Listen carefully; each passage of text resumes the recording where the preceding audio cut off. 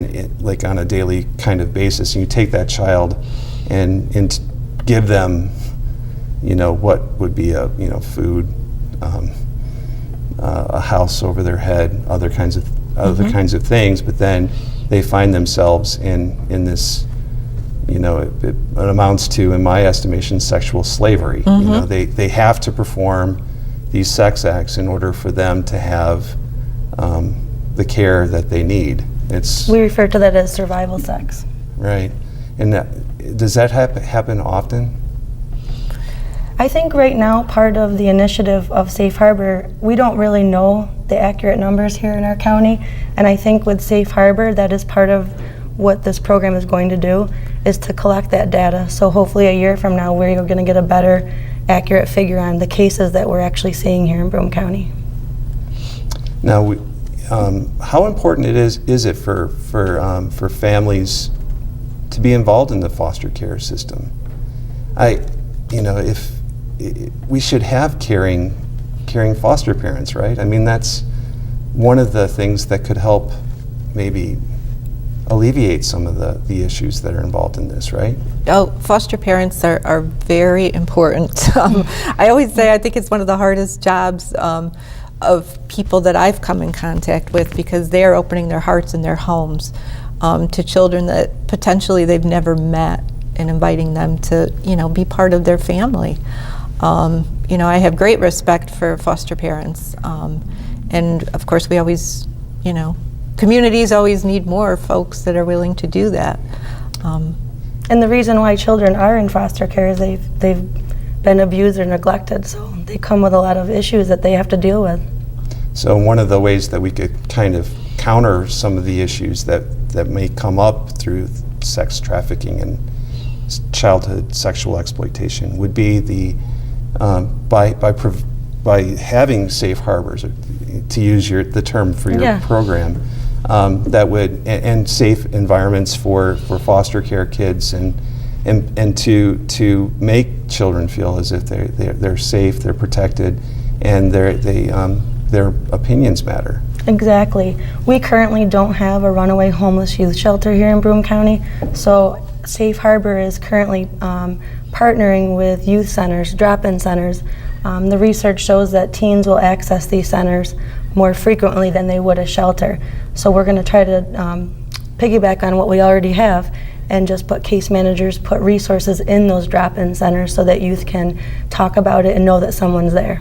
So my guests today are Janette Cyganovich and Christine Battisti, and we're talking about child sex trafficking or sex exploitation, and we're really trying to promote an event that's coming up in our community at Our Lady of Good Counsel. Do you want to talk a little bit more about that event? It's a information awareness event for the community at large. And Christine will be there talking about what's happening in our community to address this issue. We're going to have Carl Boykin from the New York State Division of Criminal Justice. He's the Director of Human Trafficking Prevention in New York State. So he will have a bigger picture of what's going on throughout the state. Many of the larger cities have had safe harbor programs being initiated before we have here locally. So he's been well versed in what's been going on around the state. And we are recently, like in the last year, coming on board with this initiative. So it's time, I think, for the community to become more aware about what is happening to some of our children. And the event is happening at Our Lady of Good Counsel on May 20th? Correct, Friday, May 20th from 9 to noon. And we encourage anybody that would like to join us and listen to the topic, listen in on the topic, to call my office and just register that you'd like to attend, 778-2153. And I think it'll be interesting. We'll have a professional panel, so questions will be welcome from the community. We have Kate Corello from the Children's Home, Director of Social Work, Myra Garcia, the ACA Executive Director, myself, Carl, and the Special Investigations Unit with the State Police. And that sounds to be a really good way for us to be able to learn a little bit about the problem, But what can people do that want to keep children safe? What are the next steps? I think if you want to keep kids safe, you need to talk to children. I think you need to engage in those conversations and talk about it and build relationships. It's all about relationships and reaching out to them. They're often not going to come to us and say, hey, this is going on, I'm being trafficked. We need to know the signs, we need to ask the questions. And what are some of the signs? Well, some of the signs are going to be youth that have things that maybe they didn't have before. A fancy cell phone, cash on hand, new clothes, things that are not their norm. And so once you start seeing those things, and is there any behavioral things that you need to look for too? Yeah, they could be withdrawn, truant from school, affiliated with gangs, runaways, often AWOLing. Mm-hmm. So they don't show up for their normal routines, and is there an emotional distancing that goes on too? Like, do they? Right, emotional distancing and potentially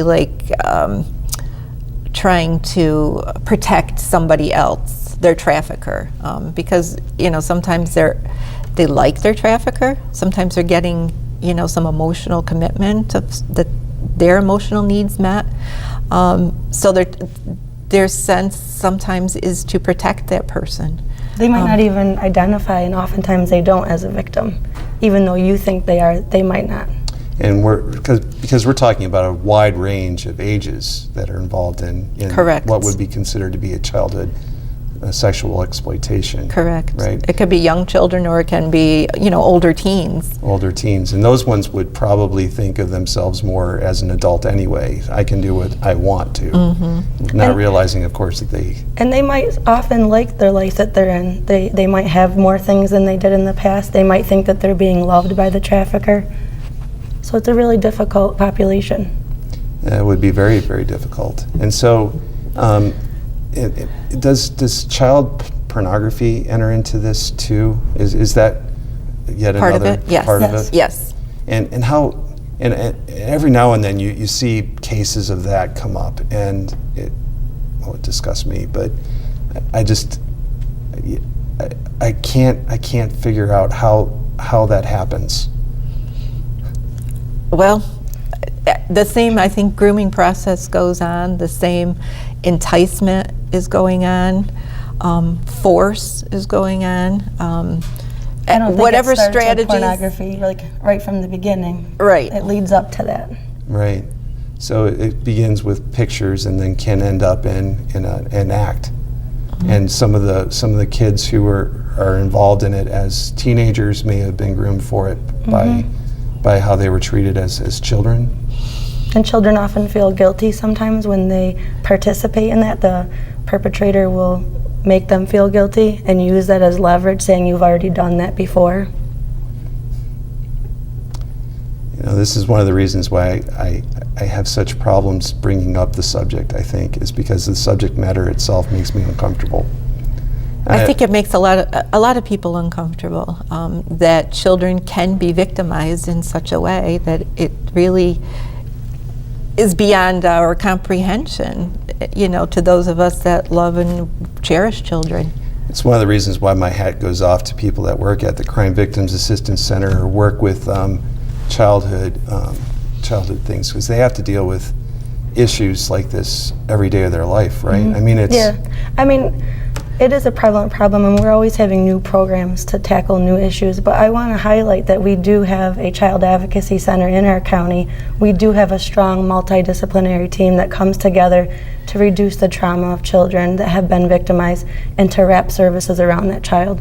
So Safe Harbor is hopefully going to collaborate with that already existing multidisciplinary team. So we do good work. And it really takes that multidisciplinary team, I think, to combat an issue, because everybody brings their own expertise to the table, whether it's law enforcement, whether it's medical, whether it's therapeutic, and everybody is involved and wants to work together to really intervene and try to prevent these situations from going on. Yeah, no one agency can handle this problem. No. We must work together. So part of Christine's overall goal really is to do that outreach and make those connections with all the partners needed in a community to really combat this.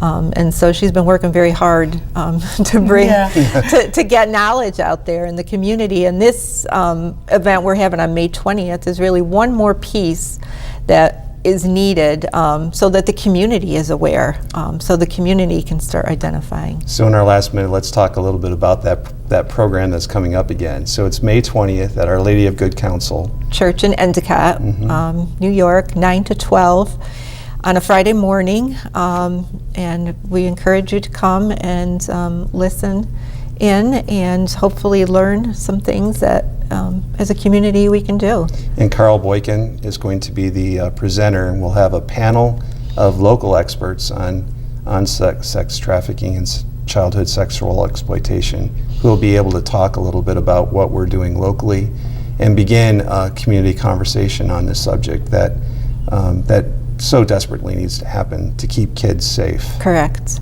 So this is a great event. I want to thank you both for being involved in pushing that forward so that we can have that conversation. It's so needed in our community. So thank you for being on Encounter, Janette. Well, and you're welcome. Christine, thank you for helping us have this difficult conversation so that we can try to keep kids safe. And thank you, our viewers, for watching us today. This is Joe Sellepack on Encounter. Have a great day, and I hope you have a blessed day.